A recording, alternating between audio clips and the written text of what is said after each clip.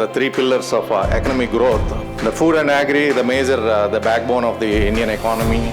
There is a recession. Pharma is always going up. So Telangana widely recognized as a ease of doing business.